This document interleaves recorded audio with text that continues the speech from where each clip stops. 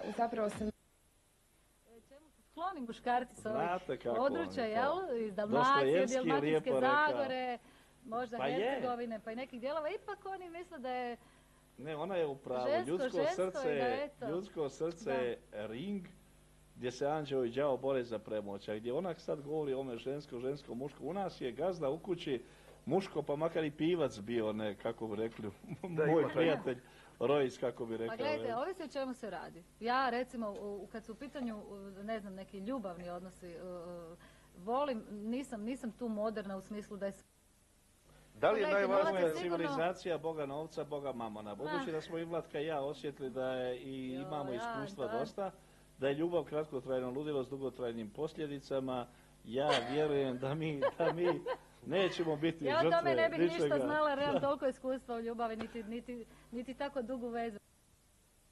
Se prebacuju na reklame, poezija. Pa ona je vrijedna pjesničkog interpretiranja, je apsolutno. Hvala. Ja znam da Vlatka puno toga... Stvarno? Miss Universe i onu haljinu. Ne, Miss Hrvatske. Miss Hrvatske, pardon. Zuhra, to je konkurentsko natjecanje. Dobro. Iz Hrvatske, jedan skup, stvarno, jedan moćni skup, a između ostalog, ja sam na sceni intervjuirala gospodina Sanadera, gospodina Mesića, i još neke ljude. Tucnemo ukoliko se tucamo sa tucima. Ajmo se svi potucat. To ovako, kad se to ne radi ovako? Pa može i tako. Ovako.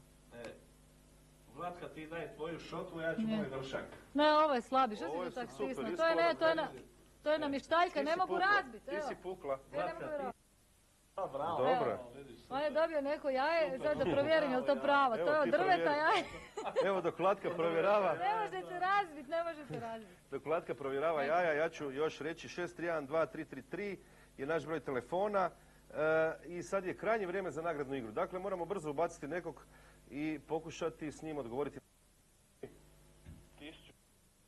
tako da možemo to priznati.